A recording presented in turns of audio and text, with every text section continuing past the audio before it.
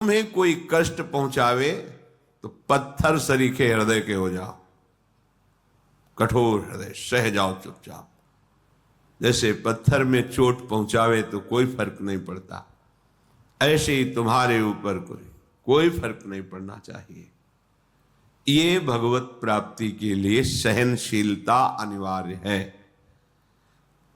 तो कोई भी हमें पीट के चला जाए, हम सह जाएं, ऐसे तो बहुत अत्याचार बढ़ जाएगा। नहीं, ऐसे तो कोई हमें पीट के ही चला जाएगा, नहीं। तुम्हारे समीप भगवद आश्रित हो, भगवान का रक्षा कवच लगा हुआ है। करो सदा तिनके रखवारी, जिम बालक राखे महतारी। आपको पुष्ट करने के लिए, परमार्थ का सूरवीर योद्धा बनाने के लिए भगवान थोड़ी छूट दे दें, भले किसी को अपमानित करो इसे।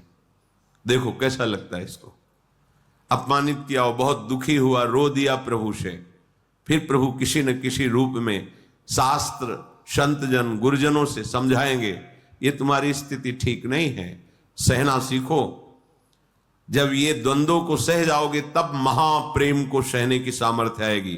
तुम द्वंद्वों में विचलित हो रहे हो, कोई अपमानित कर दिया, गाली दे दिया, तुम रो पड़े, फिर महाप्रेम को कैसे सहोगे? वो प्रभु तुम्हें समर्थ बनाने के लिए भले किसी को प्रेरणा कर दे, अन्यथा कोई ऐसा पैदा नहीं हुआ कि भक्त का बाल बांका कर सके। वो हाथ उसी समय नष्ट हो जाएगा जिस समय भगवान के जन की तरफ वो अन्य भाव से हाथ उठाएगा। अपमान भावना से राम रोष पावक सो जरई, जो अपराध भक्त कर करे। हमें चाहिए सहनशीलता।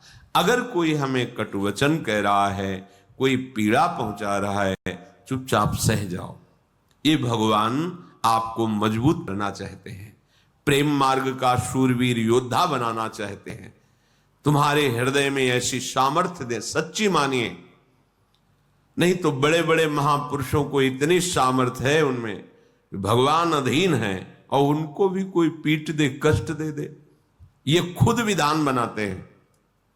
श्री माधवदास बाबा जी समुद्र के किनारे पर्णकुटी में दरवाजे की तरफ पीठ करके, कुटिया की तरफ मुख करके कि कोई भजन में विक्षेप ना पहुंचाए, ऐसे बैठते थे। छोटी सी झोपड़ी थी, तो दरवाजे की तरफ पीठ है और पीछे की तरफ ऐसे मुख किए, निरंतर भजन में। 2-2, 3-3 दिन हो जाते, भोजन के लिए भी नहीं जाते।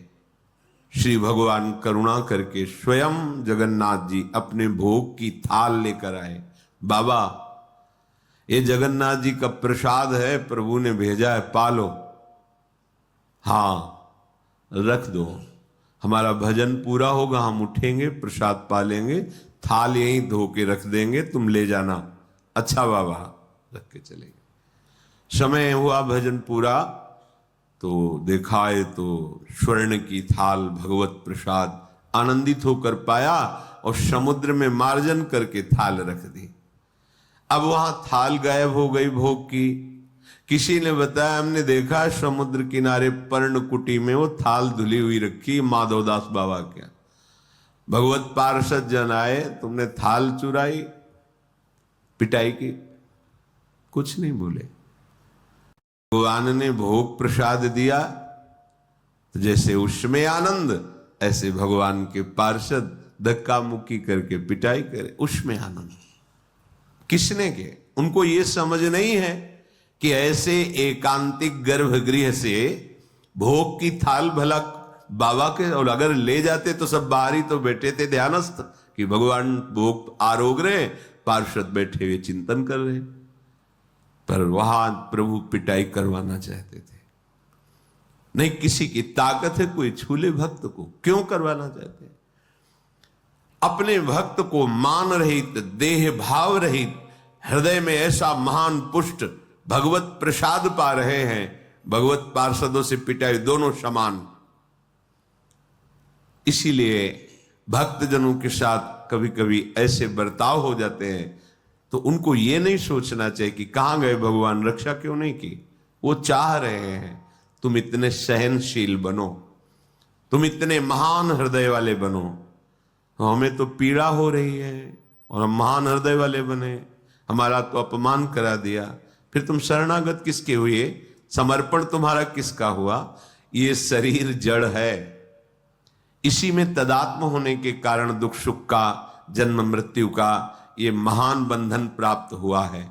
भगवान कृपा करके इसी तदात्म को मिटाते हैं। वो अभी अविद्या का प्रभाव, इसलिए बात समझ में नहीं आएगी। जैसे सांप की केचुल में कितनी भी पीड़ा दो, सांप को कोई पीड़ा नहीं होती, केचुल अलग है, वो अलग है। ऐसे ही आत्म तत्व में ना तो किसी दिव्यास्त्र का, ना किसी अग्नि आदि का प्रभाव होता है, क्योंकि वो दिव्य स्वरूप है। नैनम छिन्नन्ति शस्त्राणि नैनम दहति पावकः न चैनम क्लेदयन्त्यापो न शोषयति मारुतः। ये हमारा स्वरूप है। हम अपने स्वरूप को भूलकर जो देह भाव में मान अपमान, सुख दुख, लाभ हानि, जन्म मृत्यु को प्राप्त हो रहे हैं, उपासक को इसी ममता, इसी आसक्ति से हटाकर प्रभु समता में, स्वरूप में स्थित करते हैं। वो जगत गुरु है, वो सर्व रूप में है। वो काहे को हमें कष्ट देंगे? हमारा माना हुआ भ्रम नष्ट करते हैं। सच्ची मानिए तो श्रीपाद कह रहे, शिलावन निश्चेष्ट पर वपुष बाल लव विधो। जैसे किसी पत्थर पे चोट पहुंचाए तो कोई फर्क नहीं पड़ता, ऐसे ही उपासक को होना चाहिए।